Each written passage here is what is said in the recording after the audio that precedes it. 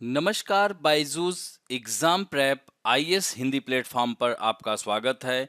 आज हम लोग 17 जनवरी 2022 के दैनिक क्विज की चर्चा करेंगे, जो कि आगामी संघ लोक सेवा आयोग की प्रारंभिक परीक्षा के दृष्टिकोण से लाभदायक सिद्ध होगा। तो आइए पहले प्रश्न की ओर चलते हैं। निम्नलिखित कथनों पर विचार कीजिए। वह एक सामाजिक धार्मिक सुधारक थे जिसने एक जाति, एक धर्म, एक ईश्वर का सार्वभौमिक संदेश दिया था।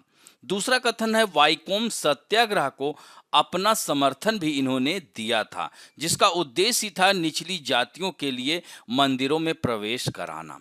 और तीसरा कथन है, अरवीपुरम में भगवान शिव को समर्पित एक मंदिर भी बनवाया था जो समकालीन जाति आधारित प्रतिबंधों के विरुद्ध था। तो यह तीनों कथन किसके ऊपर सटीक बैठते हैं? तो वह है श्री नारायण गुरु, अतः उत्तर डी होगा। तो यह द हिंदू में आई हुई खबर है।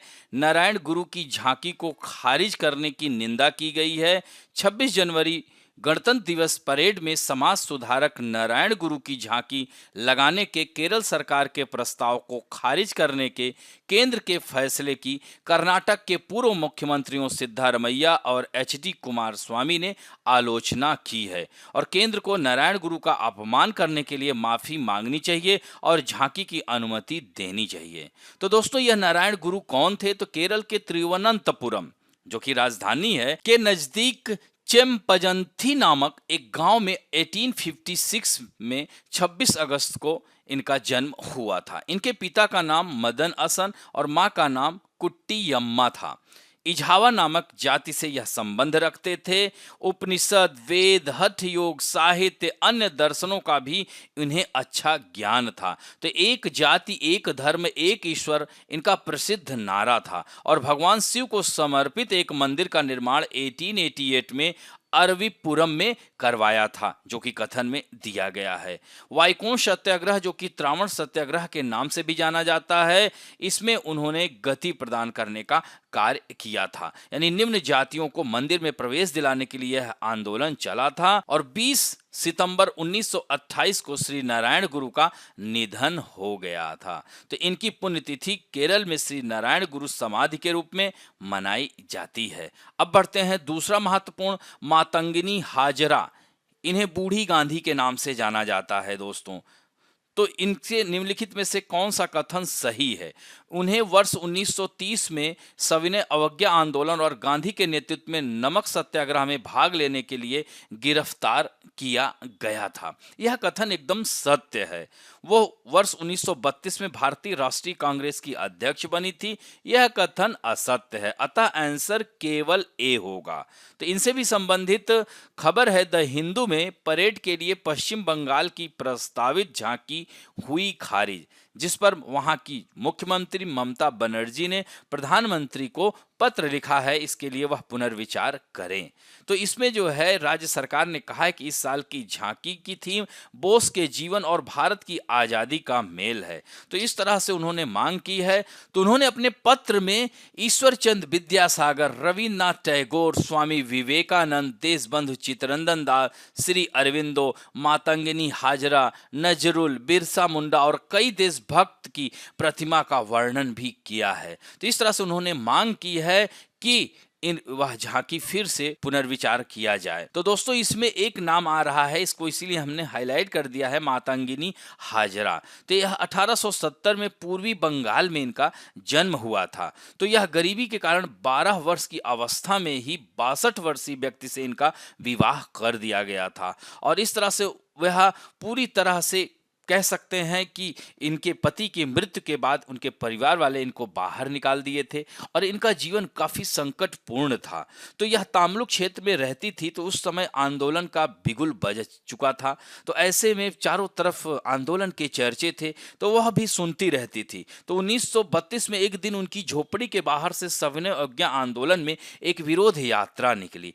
तब वह जो है उसमें शामिल हो गई और इसी के बाद सोचिए, इतनी एज में वो 62 वर्ष की अवस्था के बाद कह सकते हैं वह इस आंदोलन की तरफ, वह स्वतंत्रता आंदोलन क्या है उन्हें पता भी नहीं था, लेकिन सुनते सुनते उनके मन में भी आने लगा कि अपने देश के लिए कुछ किया जाए। तो इस तरह से नमक विरोधी कानून में नमक बनाकर तोड़ा और उनकी गिरफ्तारी हुई। अंग्रेजों ने उनको सजा भी सुनाई और उनको पदयात्रा बिना जूते चप्पल के उनको सजा दी गई। उसके बाद मातंगिनी हजारा ने चौकीदारी कर रोको प्रदर्शन में भी हिस्सा लिया और इस तरह से 6 महीने तक उनको सजा, और वह फिर जेल से बाहर आकर उन्होंने गांधी जी का चरखा ले लिया और खादी पहनने लगी। इसीलिए लोग उन्हें बूढ़ी गांधी के नाम से पुकारने लगे और भारत छोड़ो आंदोलन में भी वह भाग ली। और 29 सितंबर 1942 का दिन था। तामलुक में 6000 से अधिक लोगों का अंग्रेजों के विरोध जुलूस निकाला गया था और उसमें यह तिरंगा झंडा लिए वंदे मातरम के उद्घोष के साथ आगे बढ़ रही थी, लेकिन पुलिस की चेतावनी की परवाह न करते हुए वो आगे बढ़ी और उनको गोलियां लगी। उनके माथे पर भी एक गोली लगी, फिर भी वह तिरंगे को झुकने नहीं दिया और इस तरह से वह वीर गति को प्राप्त हुई। अब बढ़ते हैं दोस्तों, कोहिमा युद्ध समाधि स्थल समर्पित स्मारक है। यह नागालैंड में उग्रवाद से लड़ते हुए शहीद हुए सैनिक का कि ब्रिटिश भारत और बर्मा के मध्य संघर्ष काल में अपने प्राणों की आहुति देने वाले लोग या द्वितीय विश्व युद्ध में मारे गए मित्र देशों की सेना के दूसरे ब्रिटिश डिवीजन के सैनिक, या जो है इसमें 1914 और 19 के मध्य लड़े गए युद्ध में मारे गए ब्रिटिश भारत के सैनिक। तो इसमें उत्तर होगा सी। तो अतः आंसर सी हुआ। और इससे संबंधित खबर द हिंदू में ही आई है। कोहिमा में एक टेनिस कोर्ट वाला कब्रिस्तान। तो यह राष्ट्रमंडल युद्ध कब्र आयोग द्वारा बनाए गई कई द्वितीय विश्व युद्धों की कब्रों में से एक है।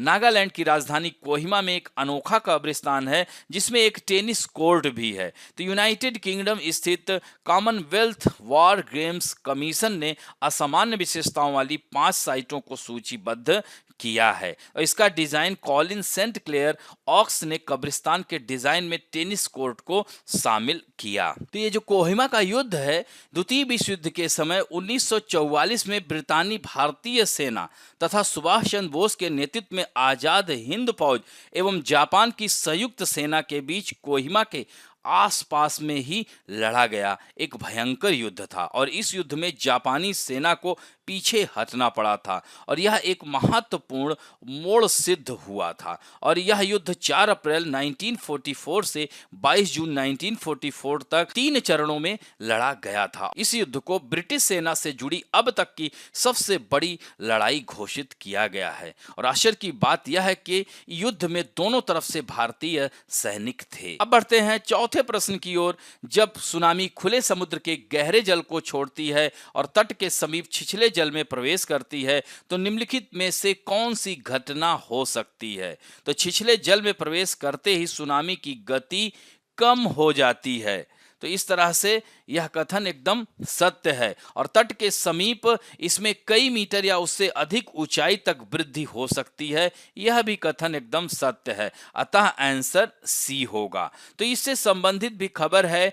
टोंगा में ज्वालामुखी से हुआ महत्वपूर्ण नुकसान, यानी वॉल्केनो कॉज सिग्निफिकेंट डैमेज, यह भी द हिंदू में आई हुई खबर है। तो न्यूजीलैंड के नजदीक स्थित देश टोंगा के पास समुद्र में ज्वालामुखी विस्फोट हुआ, जिसके बाद तट की ओर विशाल लहरों को देखते हुए सुनामी की चेतावनी जारी की गई और यह प्रशांत के तटीय क्षेत्रों में बाढ़ जैसी स्थिति उत्पन्न कर दिए। तो यह विस्फोट टोंगा के टोंगा हंगा हापाई ज्वालामुखी में हुआ है और यह जो ज्वालामुखी उद्गार हुआ है यहाँ की राजधानी से समीप यानी 64 किलोमीटर दूर में ही हुआ है। नुकु अलोफा यहाँ की राजधानी है। तो यहाँ पर आप देख सकते हैं ये टोंगा है और देश इर्द गिर्द है। यही कारण है कि न्यूजीलैंड में भी चेतावनी जारी की गई है, जापान में भी जारी की गई है और इधर पेरू तक जो है यहाँ के 22 बंदरगाह को बंद कर दिया गया है। इससे पहले 2014 के अंत और 2015 की शुरुआत में इस इलाके में ज्वालामुखी विस्फोटों की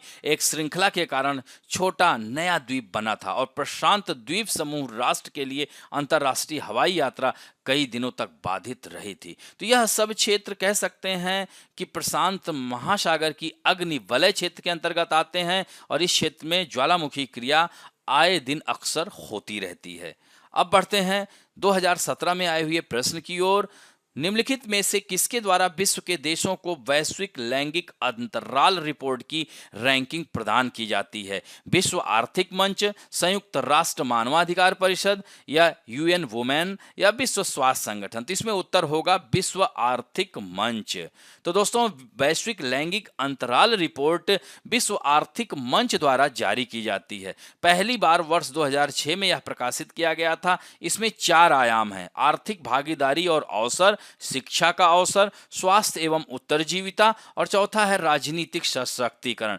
इन चारों आयामों के माध्यम से विश्व के 156 देशों द्वारा लैंगिक समानता के दिशा में की गई प्रगति का मूल्यांकन किया जाता है। और सूचकांक में 1 उच्चतम स्कोर होता है जो समानता की स्थिति तथा 0 न्यूनतम स्कोर होता है जो असमानता की स्थिति को दर्शाता है। अब बढ़ते हैं आज के तथ्य में। अरोमा मिशन की बात की गई है, यह पीआईबी में आई हुई खबर है। केंद्रीय मंत्री डॉक्टर जितेंद्र सिंह ने स्टार्टअप्स इंडिया में बैगनी क्रांति यानी पर्पल रेवोल्यूशन कह सकते हैं जम्मू और कश्मीर का योगदान है। और 2016 में ही इस पहल की शुरुआत की गई थी अरोमा मिशन का। और देश आज पहला राष्ट्रीय स्टार्टअप दिवस मना रहा है यानी 16 जनवरी को। तो जम्मू कश्मीर में कृषिगत स्टार्टअप के लिए अरोमा लेवेंडर की खेती एक लोकप्रिय विकल्प बन गई, जैसा कि हमारे मंत्री जी ने कहा। तो यह अरोमा मिशन है क्या? तो सरकार द्वारा अरोमा मिशन 2016 में लाया गया था और इस मिशन के तहत सरकार द्वारा लेवेंडर जैसे सुगंधित आयुर्वेदिक औषधीय पौधे लगाने पर जोर दिया गया था। और इस मिशन को चलाने की जिम्मेदारी CSIR यानी council of scientific and industrial research और IIM जम्मू को दी गई। तो इसमें जो नोडल एजेंसीज हैं ये सब इसमें भाग ले रही हैं। और आज़ादी का अमृत महोत्सव के अवसर पर डॉक्टर जितेंद्र सिंह ने यह बताया कि CSIR ने अरोमा मिशन का पहला चरण पूरा होने के बाद इसका दूसरा चरण भी शुरू कर दिया है। तो इस तरह से पूरे देश में स्टार्टअप्स और कृषकों को यह आकर्षित कर रहा है। और पहले चरण में 6000 हेक्टेयर भूमि पर खेती में सहायता की। और इस मिशन को देश के 46 आकांक्षी जिलों में संचालित किया गया और इसके तहत 44,000 से अधिक लोगों को प्रशिक्षित किया गया। वहीं अरोमा मिशन के दूसरे चरण में पूरे देश के 75,000 से अधिक कृषक परिवारों को लाभान्वित करने के उद्देश्य से 45,000 से अधिक कुशल मानव संसाधनों को इसमें शामिल करने का प्रस्ताव है। तो दोस्तों, इसकी वजह से अरोमा मिशन की वजह से किसानों की आय दुगनी होगी और यह एक बहुत ही महत्वपूर्ण मिशन है। इस तरह से आज का अंक यहीं समाप्त करते हैं। आशा करता हूं कि आज का भी यह अंक आपको अच्छा लगा होगा और अच्छा लगे तो प्लीज लाइक, शेयर, सब्सक्राइब और बेल आइकन दबाना ना भूलें। धन्यवाद।